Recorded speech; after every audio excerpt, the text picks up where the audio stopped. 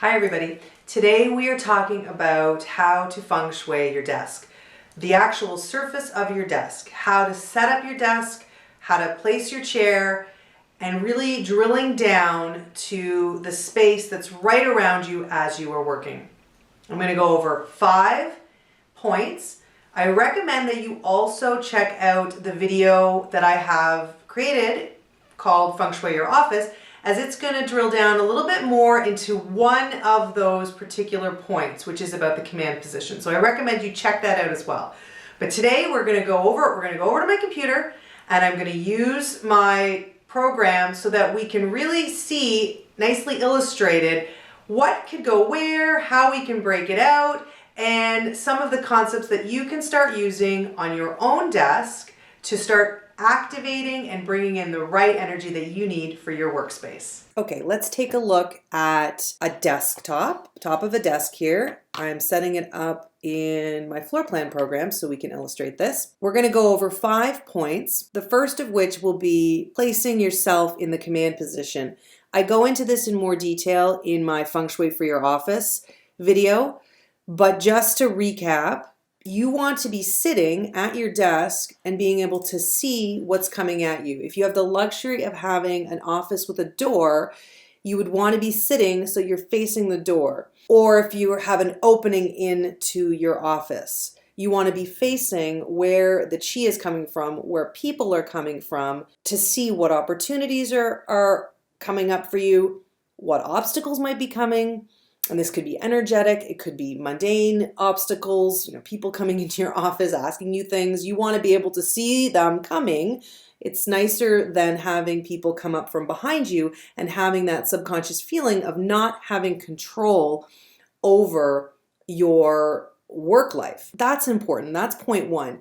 If you don't have that setup where you can't sit and be able to see in front of you and control that space, take a look at the other video, Feng Shui for Your Office, and I go into other setups. So number 1, command position. Number 2, solid desk. You really want to make sure that you have a really good solid work top. So some people, again, they don't have the luxury of having this perfect desk, but I would say a good place to start would be to clear off a workspace, ideally your own dedicated desk, and make sure that it's a nice solid material. I don't love glass top desks, feeling of the ideas flowing through. It doesn't have the stability to hold. It doesn't create a foundation for your business, for your work. And, ideas, creativity, it sort of leaks away, and it makes sense, right? You sort of see that you can't, it's not holding you up. It's like your ideas and your desk, your computer, and everything is floating on air. So it's nice to have that foundation. Number 3 is a good chair, is a good solid desk chair. And the things you want to remember here is don't concern yourself too much with the desk itself as well as the chair. Don't concern yourself too much with color at this point. Let's just look at the shape and how it's built, and is it functional? Is it strong? Does it have a nice back to it? This, you want a nice back that supports you, maybe comes up to your shoulders. Yes, it can have wheels. No, it doesn't have to not have wheels. If it has wheels, they shouldn't be sticky. They shouldn't be annoying. They shouldn't catch on things.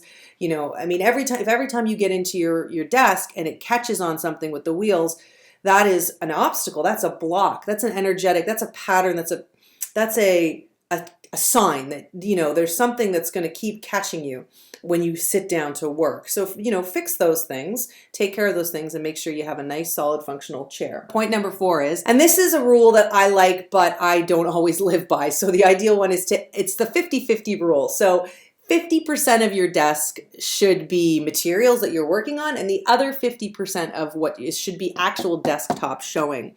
So it's nice when you can see 50% of your desk. Now, I'm not suggesting you have to go and measure this, but it's just a sort of a ballpark. Now, having said that, there are going to be times in your life where you're working on big projects and your desk is going to be covered. And I think that we all need to understand that that's important. A messy desk is productivity and creativity, and it is your energy working toward. Now, if it's a desk that has been piled up with stuff that you haven't been working there, and it's newspapers, and it's become a holder of things that you don't want to deal with, that is a totally different story. But if you're actively working and your desk is quite, like I am looking at my desk right now and it is a bit of a mess, and that's okay because I'm in the midst of working on something right now and I need that. I need to be able to access things. I need to be able to look for grab things, papers, whatnot. Now, whenever I want to start a new project, I generally do a big clean it off and start again, and then get orderly, and then it gets messy again, and then it's the cycle. So that's number 4, is really that quick 50-50 rule. Can you see roughly 50% of your desktop? The last thing we're going to touch on, and this is going to take a little bit more time, is talking about setting up the actual desktop like it were a Bagua map. And we're going to find out the key areas that you can activate. And what I would say here is choose your areas. You do not need to do every single one of them, or it's going to get a little too crowded. So I'm just going to do this.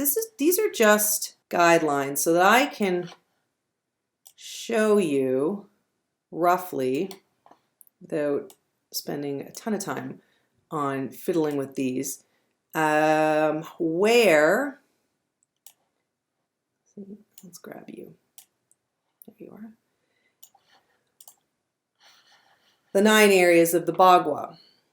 Just to quickly give a quick illustration.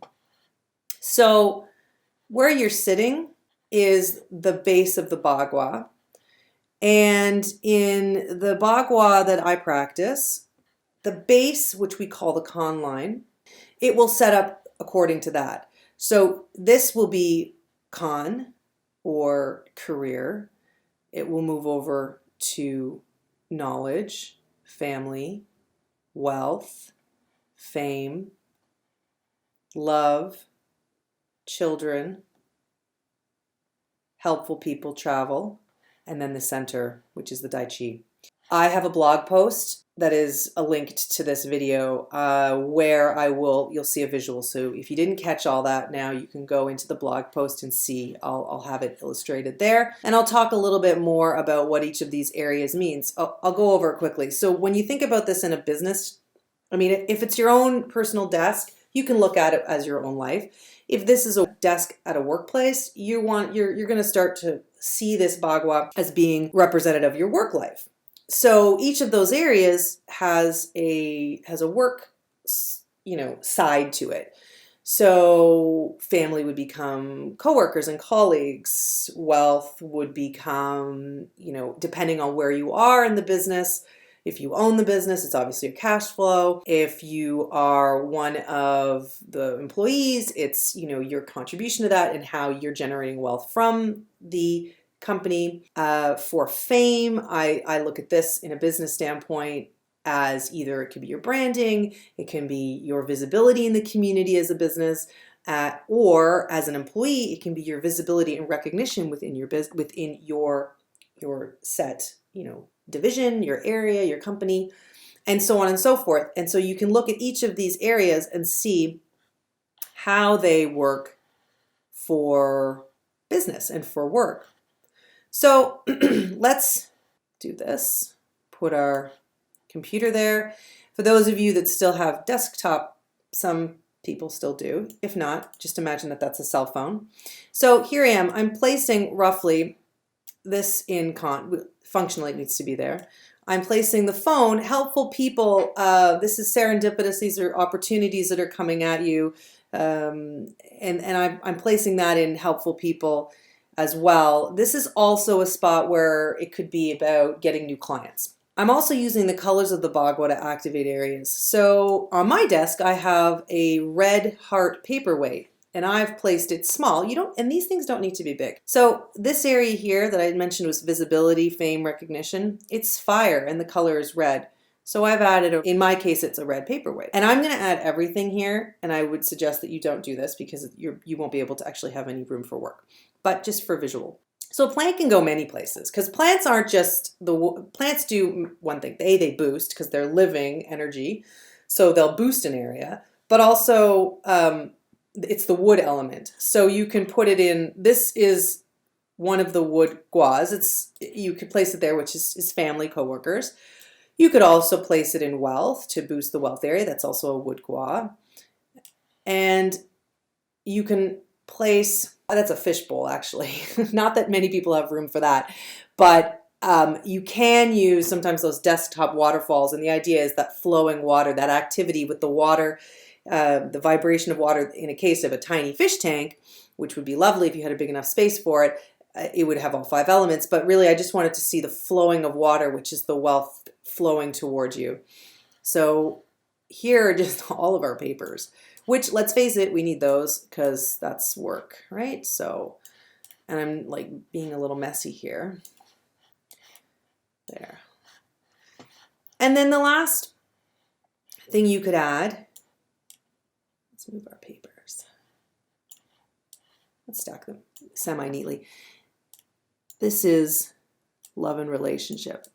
So it's a good place to put a photo of your loved ones. You can, in a business context, I mean, you can still put pictures of a loved one at your business because it's always going to represent that part of your life as well. You could put, when I think of love, it's partnership. So if you're really focused on building a business and you have a business partner, or you have coworkers that you need that are working together, and you need to have that cohesive relationship, that bonding and that support, you could put a picture of that there. But I like to have a picture of a loved one because it's a nice thing to look at. Another thing you can put in fame or wealth or any of those areas is a light. If you have a light on your desk, that's a great, just like the plant activates areas, so does a light. So you could place a lamp or a desk lamp in fame, which is the fire gua, the red, as I said. So it can go in visibility, fame, reputation. It can go in love and relationship, absolutely. And it could also go in wealth. It makes sense to obviously put it at the back of the desk just from a functional standpoint as well.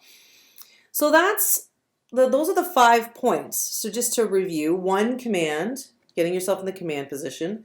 2, having a solid desk. 3, having a good chair to work with. 4, the 50-50 rule. So having your, being able to see 50% of your desktop, ideally. And then 5 is setting it up using the bagua, but focusing on key areas. So again, picking key areas. Don't try and activate all of them. I have too much stuff on here, so this is what I would do. I would just keep it pretty simple. Picking key areas that you want to focus on in your work and business life. I hope that was helpful. I hope that was clear. I have created a blog post that touches on all of the points that I talked about. It goes over those 5 points. It also will give you a little illustration of how you could map out your own desk. So thank you so much for stopping by. Absolutely check out the blog post, and I will see you soon. Thanks.